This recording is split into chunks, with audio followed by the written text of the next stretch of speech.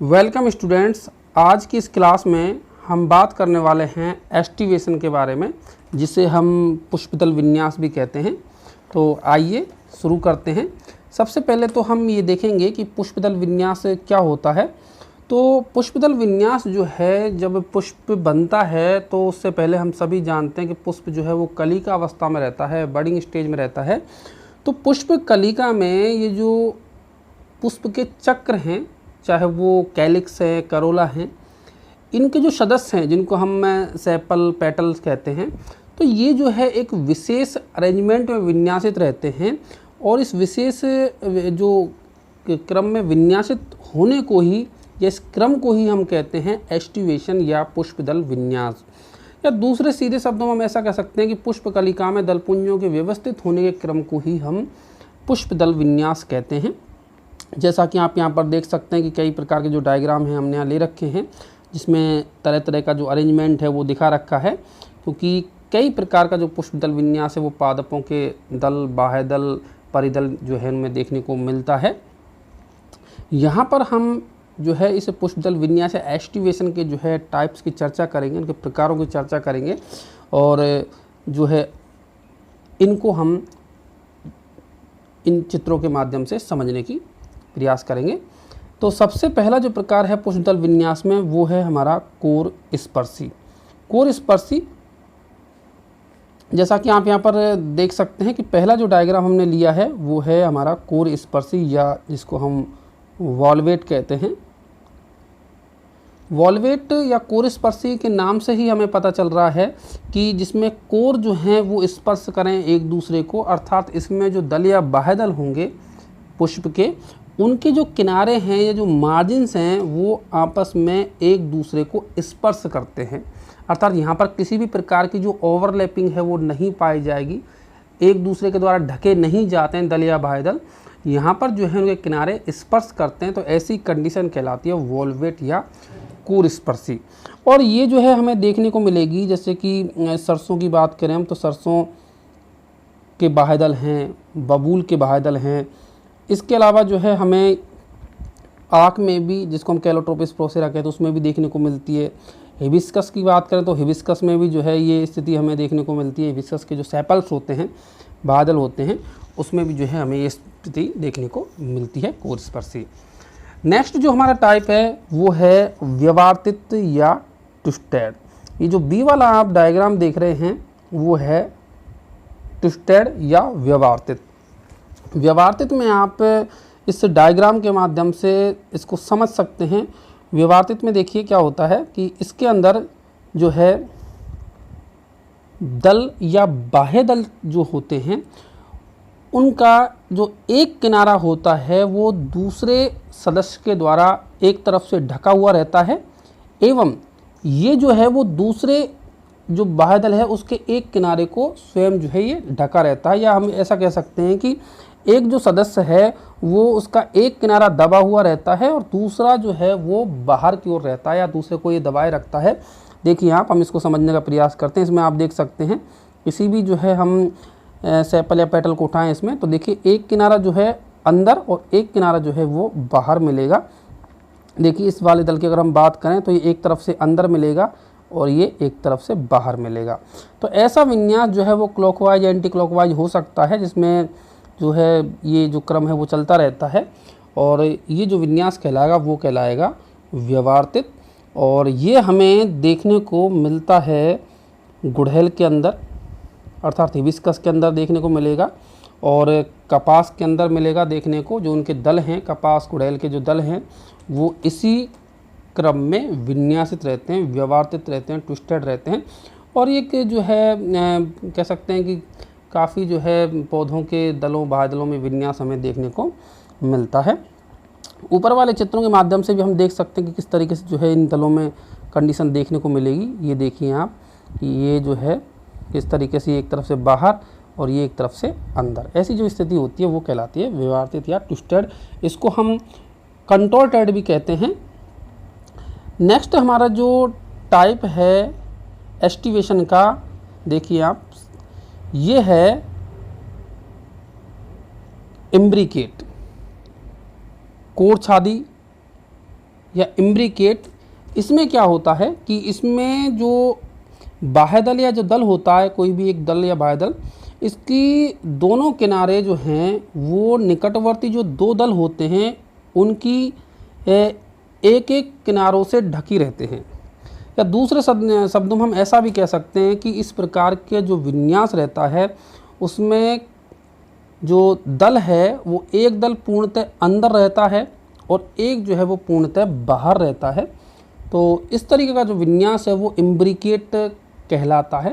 हालांकि इम्ब्रिकेट जो है वो दो प्रकार का होता है, जिसमें से एक तो जो होता है वो आरोही कोर्छादी या एस्केंडिंग इम्ब्रिकेट होता है, और दूसरा जो होता है वो डिसेंडिंग या अवरोही कोर्छादी होता है। तो जिसमें से अगर हम पहले वाले की बात करें आरोही कोर्छादी की, तो आरोही कोर्छादी की अगर हम देखें तो इसमें जो है पश्चिमतम जो सदस्य होता है वो पूर्ण रूप से ढका हुआ होता है। देखिए ये जो है इसका पश्चिमतम सदस्य हो गया, ये पूर्ण रूप से ढका हुआ रहता है, अर्थात इसके जो दोनों किनारे हैं वो बिल्कुल अंदर रहते हैं, या इसके इसके जो बिल्कुल पास वाले जो दल या बाह्य दल हैं उनके द्वारा, उनके किनारों के द्वारा जो है ये पूर्ण रूप से ढका रहता है, और जो एक अग्र वाला जो होता है वो पूर्ण रूप से बाहर रहता है। ये इसकी अगर हम परिभाषा दें तो ऐसा कह सकते हैं कि जब पश्चिमतम सदस्य जो है वो पूर्ण रूप में ढका हुआ हो और जो अग्रतम सदस्य है उसकी दोनों किनारे बाहर हो और तीन सदस्य जो हैं वो यहाँ पर व्यवस्थित क्रम में मिलते हैं, तो ऐसा जो विन्यास है वो कहलाएगा आरोही कोर्छादी। आरोही कोर्छादी, या इसे हम इंग्लिश में असेंडिंग इम्ब्रिकेट कहते हैं, या कई बार इसे जो है सिंपल इम्ब्रिकेट भी जो है हम कहते हैं। ये जो विन्यास हमें देखने को मिलेगा वो है इम्ब्रिकेट या कोर्छादी। तो ये जो है हमें देखने को मिलता है, अगर हम देखें इसको तो ये जो सीजल पिन्नेसी कुल के जो पेटल्स होते हैं उनमें हमें देखने को मिलेगा। इसका तरीके जैसे केशिया वगैरह की बात करें तो उसमें जो है हमें देखने को मिलता है। नेक्स्ट अगर हम देखें दूसरा जो है हमारा वो है डिसेंडिंग इम्ब्रिकेट, या इसको हम वैक्जिलरी भी कहते हैं। तो जो ई वाला आप देख रहे हैं ये जो है प्रकार है इम्ब्रिकेट का ही, सी वाले की हम चर्चा कर चुके हैं, ये असेंडिंग था, और ये जो ई वाला है वो है डिसेंडिंग इम्ब्रिकेट, इसको हम वैक्जिलरी भी कहते हैं। तो वैक्जिलरी इसको कहा जाता है, और इस वैक्जिलरी के अंदर हम देखें तो देखिए एक जो विन्यास इसके अंदर जो है एक विशेष प्रकार का विन्यास हम इसे बोल सकते हैं, जिसमें पश्च दल जो होता है वो सबसे बाहर होता है, ये बड़ा होता है, और अग्र में जो है जो बिल्कुल एक अग्र होता है वो कह सकते हैं कि एक कील का निर्माण करते हैं दो आगे मिल करके, और जो ये जो पार्श्व वाले होते हैं वो एक तरफ से अंदर और एक तरफ से बाहर रहते हैं। तो ऐसा जो विन्यास है वो कहलाता है हमारा वैक्जिलरी कहलाता है। ई वाला जो डायग्राम है आप यहाँ पर इसको समझ सकते हैं कि देखिए किस तरीके से ये जो ई वाले डायग्राम में हम देख सकते हैं कि ये जो है बड़ा वाला ये देखिए सबसे बाहर में होता है, और जो पार्श्व वाले हैं ये दो, ये एक तरफ से अंदर और एक तरफ से बाहर रहते हैं, और ये जो नीचे वाले हैं वो दोनों जो है जुड़ करके एक तरीके से कह सकते हैं कि इनके जो दोनों अग्रसिरे हैं वो अंदर होते हैं।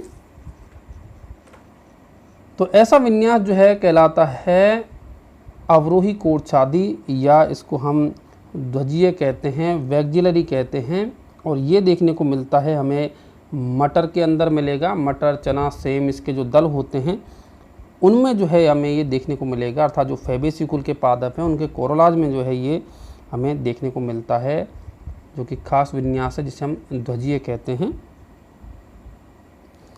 साथ ही मैं आपको यहाँ पर एक और जो है ऐड करना चाहूँगा कि देखिए इसमें जो हमारा विन्यास है वैक्जिलरी टाइप का, इसमें ये जो सबसे बाहर वाला जो सबसे बड़ा जो दल हमें देखने को मिलता है उसको हम कहते हैं वैक्जिलम, ये जो ऊपर ही ऊपर हमें दिखाई दे रहा है ये होता है वैक्जिलम। इसके पास में जो 2 दल पाए जाते हैं इनको हम कहते हैं विंग्स। ये जो दिखाई दे रहे हैं इनको विंग्स कहा जाता है। और नीचे ये जो 2 दल जुड़ करके एक संरचना बनाते हैं, जिस तरीके से एक कह सकते हैं कि न्यूक्लियर स्ट्रक्चर नीचे से बनती दिख रही है, इसको हम कहते हैं कील। तो ये 2 मिलकर के कील बनाते हैं और ये जो दोनों हैं वो विंग्स, और ये जो ऊपर वाला है वो स्टैंडर्ड या वैक्जिलम इसको कहा जाता है। तो ये जो है हमें देखने को मिलता है, जैसा कि आपको बताया कोरोला जो है फेबेसी कुल के उनमें देखने को मिलेगा। नेक्स्ट हमारा जो है वो है, इसकी बात करें तो ये है क्विंकेंशियल टाइप का। क्विंकेंशियल ये भी एक खास विन्यास है और जिसमें हमें 2 जो दल या बाह्यदल हैं, अर्थात यह कह सकते हैं जब 2 सदस्य पूर्ण रूपेण जो है बाहर मिलेंगे और 2 जो है अंदर मिलेंगे और एक जो होगा वो व्यवस्थित क्रम में होगा, तो ऐसा जो विन्यास है उसको कहते हैं हम क्विंकेंशियल विन्यास। इसको समझते हैं।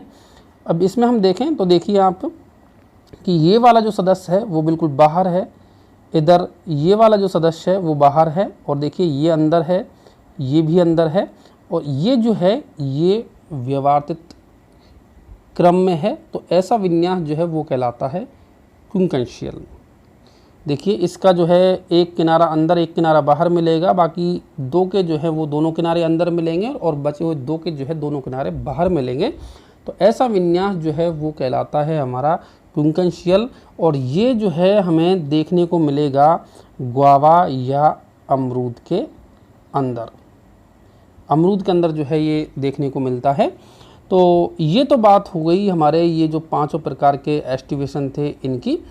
इसी के साथ आज की ये क्लास यहीं पर समाप्त होती है, जिसमें हमने समझा एस्टिवेशन के टाइप्स के बारे में, जो कि काफ़ी काम आता है हमारे जब भी हम किसी पुष्प के डिस्क्रिप्शन लिखते हैं तो उसमें हमारा जो है इनसे बहुत काम पड़ता है। किसी भी दल का, बाह्यदल का या परिदल का जो विन्यास लिखते हैं हम, तो ये हमारे लिए काफ़ी महत्वपूर्ण क्लास है। Thank you.